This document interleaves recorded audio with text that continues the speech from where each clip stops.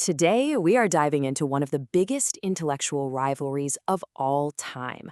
I'm talking about the philosophical showdown between Plato and his star pupil, Aristotle. Seriously, these two guys basically drew the blueprint for how we think about everything: reality, government, and even how to live a good life. But let me start by asking you a question. Are you an idealist or a realist? Do you think the real world is made up of perfect, unchanging ideas that we can only access with our minds? Or is reality simply, well, the stuff we can see, touch, and measure right here in front of us? Believe it or not, that's the core of a debate that's been raging for over 2,000 years. You see, this is really a story of a teacher and his student. You've got Plato, the visionary, always looking up to the heavens, searching for perfect, eternal truths.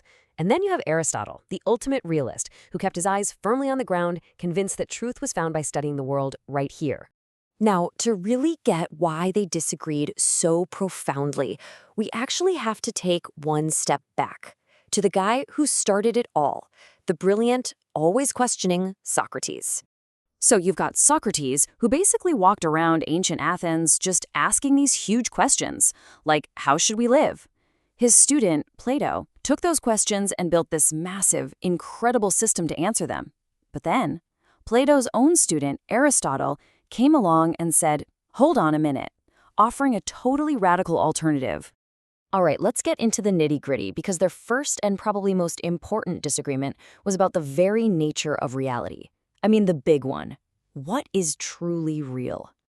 So Plato, he argued there are basically two worlds. There's the flawed physical world we see every day, and then there's this other, higher, perfect reality he called the world of forms.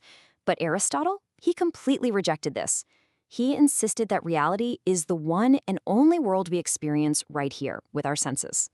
For Plato, everything you see, like a chair, a tree, even an act of justice, is just an imperfect copy, a shadow of its perfect form.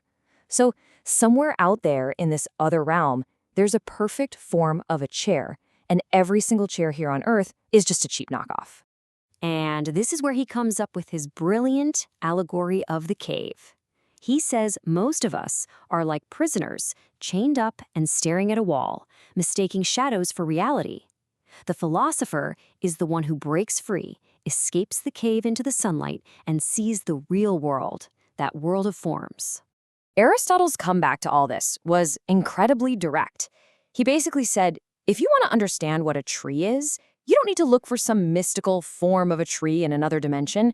Just go outside and study an actual tree. The essence, the treeness, is in the thing itself. So here's the bottom line, the fundamental split.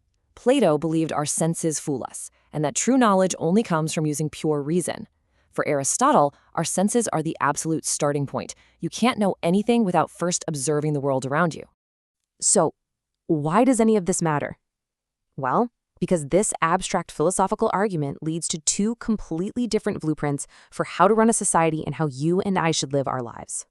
Plato, thinking most people were still stuck in that cave, imagined a utopia run by super-wise philosopher kings. They were the only ones enlightened enough to rule. But Aristotle, the pragmatist, went out and studied over 150 real-world governments. He argued for a balanced state, guided by laws, not men, and stabilized by a strong middle class. And on how to live a good life? For Plato, being good was a matter of knowledge. You have to intellectually understand the form of the good.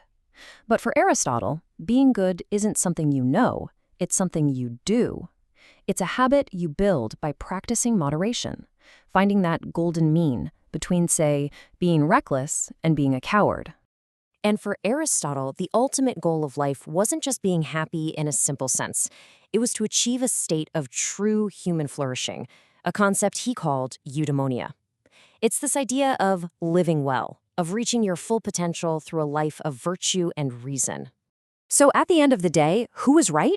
Well, that's kind of the wrong question, because the real legacy isn't about picking a winner. It's the debate itself that has shaped 2 millennia of thought.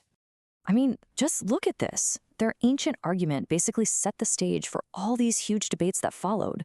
Reason versus observation, idealism versus realism, dreaming of a perfect utopia versus working with what you've got, the visionary versus the scientist. It all starts right here with them. And that kind of brings their ancient clash right into our world today. When we look at the problems we're facing, which path do we follow?